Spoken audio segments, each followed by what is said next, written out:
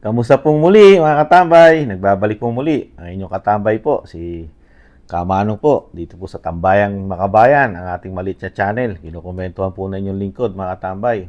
Ito po, pag-usapan naman po natin mga katambay, talagang ang sinasabi nga natin, ang ating bansa, talagang umiiran na lang po. Ang sinasabing, puro pamumulitika na lang po ang tinatrabaho po ng bagong Pilipinas.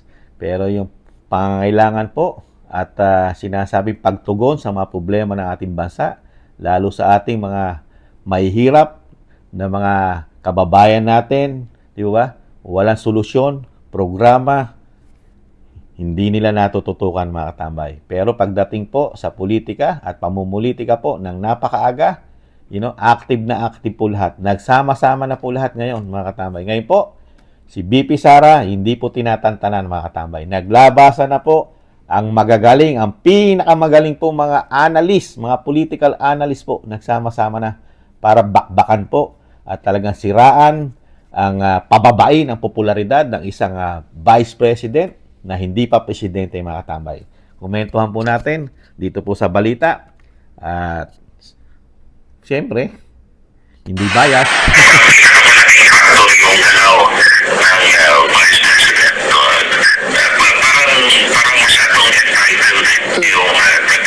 Tila nag-iiba na ang timpla. Ito ang pananaw ng isang political analyst na si Professor Edmond Tayaw sa pagiging maboka ngayon ni Vice President Sara Duterte laban sa administrasyon ni Pangulong Ferdinand Marcos Jr.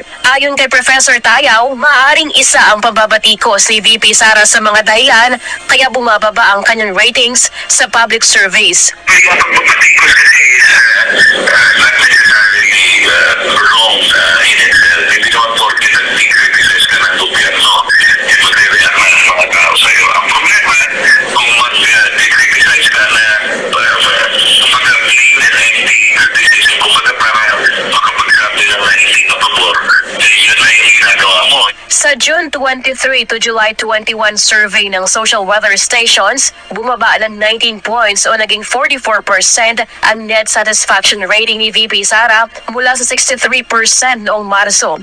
Ayon kay Professor Tayaw na presidente at CEO ng Political Economic Elemental Researchers and Strategists o PEERS, tila nag-iiba na ang imahe ni VP Sara kumpara sa pagkakilala sa kanya ng mga tao noong bahagi pa siya ng gabinete ng Pangulo.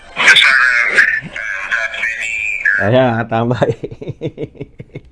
Dahil daw nagsalita na at sinasabing, iba na strategy ng Vice President. Ganun po ba? At binabakbakan na distrasyon na Marcos, mga tambay. Paano po? Kayo po ba naman lumagay sa isang Vice President? Di ba? Makita mo ang iyong Commander-in-Chief. Una-una, may issue ng droga na hindi pa niya sinusolusyonan. Yung sinasabing malinis man lang buong pamilya niya dahil ang issue po sa droga ng Commander-in-Chief buong pamilya, pati anak nananahimik. Pero yun, Commander-in-Chief ka, wala kang yagballs noon na unang-una, di ba? At ang pangalawa, hindi na maatim ng Vice President yung ginagawang panunungkulan ng Pangulo ng Pilipinas lalo sa pagtugon sa kahirapan ng bansa at yung napaka-importante hindi magawa. At isa pa, ang pinakamalaki pa, mga tambay, yung korupsyon nakita niya. Kung paano gumamit ng overspending, makilalaking budget na walang pinupuntahan. Di ba? Lalong-lalo na po, political analyst, Edmond Tayaw, yung budget po na tinangay po ng tubig, ng baha. Ilang billion po yun, napakaraming bilyones po yun. 1.4 billion a day ang gastos po doon, yung 2023 and 2024. Wala po nakita ang taong bayan doon. Pero wala po kayo ina-analyst doon. Mga tambay. Pero may sagot po ang Vice President sa inyo. Ito po sagot. Ito po dahilan kung bakit po kayo nagkaaganyan mga analyst. Kasi lahat po kasi kayo tinamaan. Tinamaan po kayo lahat. Lahat po na nakikinabang di umano sa gobyerno ng limpak-limpak na salapi at nababalatuhan at nababayaran at nabubusalan, tatamaan po talaga sa mga issue na pinaputok at pinasabog ni Vice President, di ba? Ito po, ganito po yun Ito po sabi ng Vice President. Is very simple. Mababasa mo naman agad Ang motibo dyan is perpetuation in power. So lahat power mo, sisirain mo talaga. It's very obvious. Sa lahat ng naririnig mo, nakikita mo na ginagawa, ang motibo dyan is ayaw ko na bumaba sa akin na ito forever. Kaya sirain ko kayo lahat. Wala akong pakialam kung totoo man o hindi ang paninira ko sa inyo. Basta lang masira kayo. Yan yung motibo dyan. It's all about politics. Everything is all about politics and power. Ayan po. Ayan ha. Said Edmond, political analyst. Wala bang katotohanan yung sinasabi ng Vice President? I-analyze mo yan. I-topic mo yan. Totoo ba? About politics, power.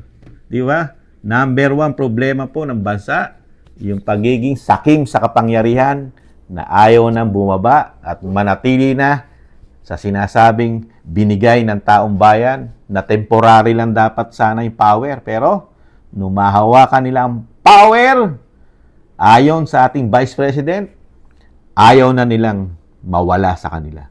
Kahit hindi totoo paninira, basta manatili lang sila sa power. Ganyan ang ginagawa nila ngayon sa Vice President.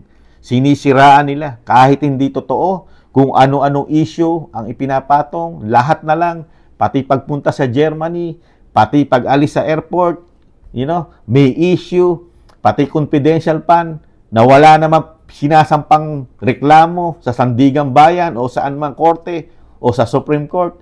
Mismo ang COA, wala rin naman na sinasabi na korupsyon ng BP. Di ba? Ngayon, ano-ano ang mga tinatanim? Di ba? Ngayon naman, sinasabi, ang BP pa ngayon ang parang lumalabas na may kasalanan, at napakalinis ng gobyerno natin ngayon. Sinabi na nga ng BP Sara, yung problema ng gobyerno ngayon, nasa kanya sinamahan.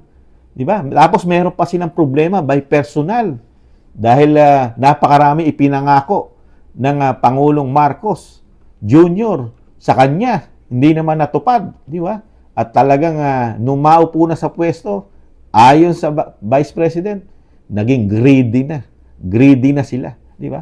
Saka nakita nyo po yung strategy ng Pangulong Marcos, komento ni Kamanong. Iba yung strategy. Mananahimik lang siya. Tahimik lang siya. Parang napakabait, di umano. Pero yung nakapalibot sa kanya, umaatake. Di nyo ba napansin? Tahimik lang siya, hindi siya kikibo. Dahil nga sabi ng mga Pilipino, mga kababayan natin, di umano. Kaya daw tahimik, dahil bangag. Lulong daw sa droga, di umano. Hindi nyo pa napapansin kung sino umaatak? Ang naninira.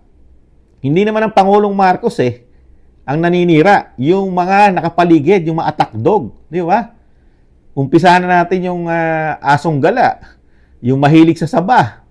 Di ba? Tapos yung mga analyst na naglalabasan ngayon, katulad dito ni political analyst Edmond Tayaw at marami pa sa mga mga GCash vlogger, mga Isamada vlogger na napakagaling po na talagang siraan ang Vice President, di ba?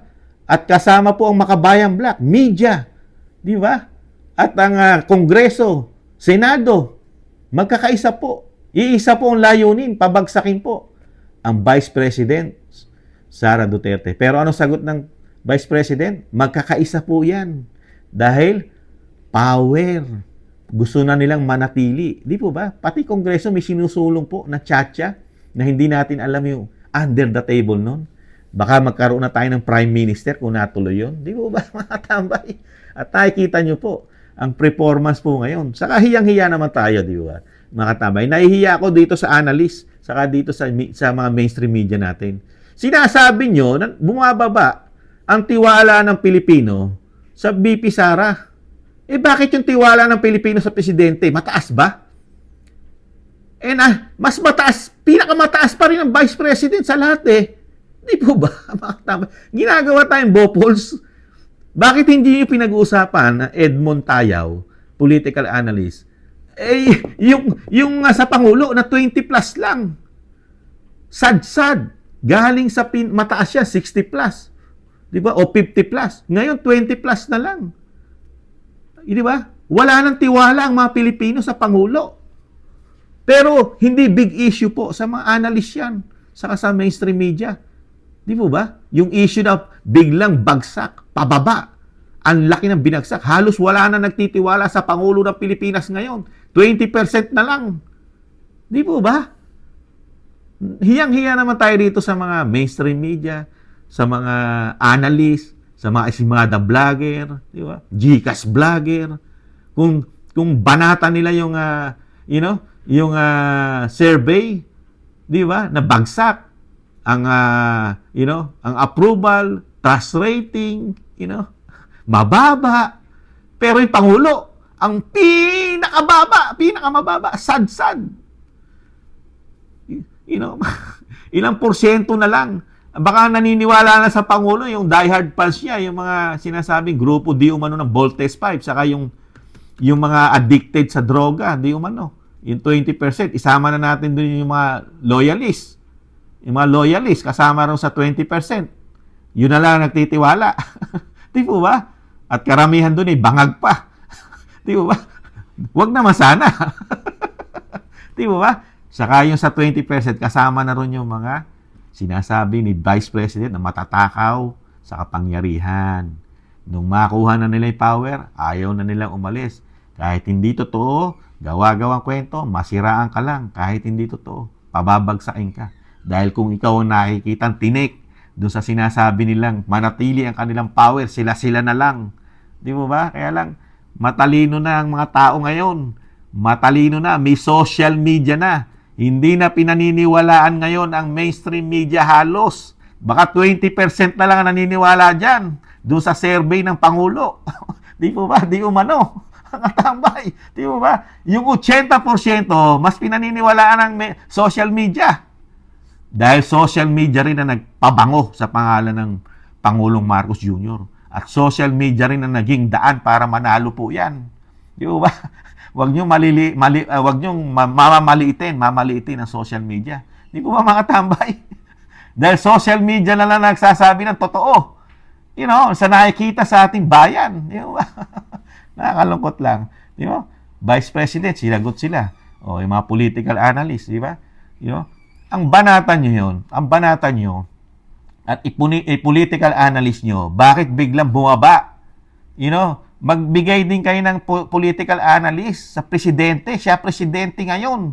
Yung kanyang performance. Ano nangyayari sa performance niya? 20 plus na lang ang kanyang approval sa mga Pilipino. Hindi na siya pinagkakatiwalaan.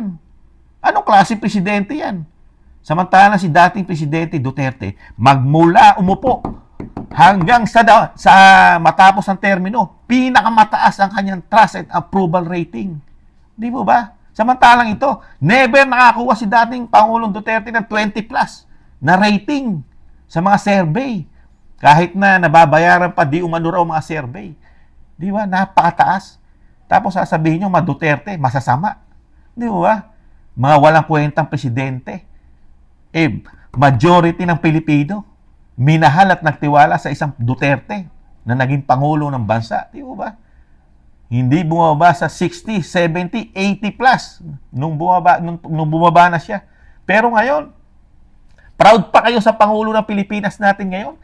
Proud pa kayo.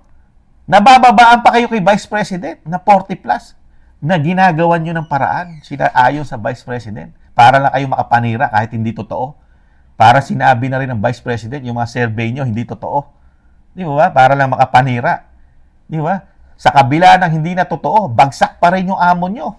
Yung ginodiyos nyo di umano. 20% mahigit.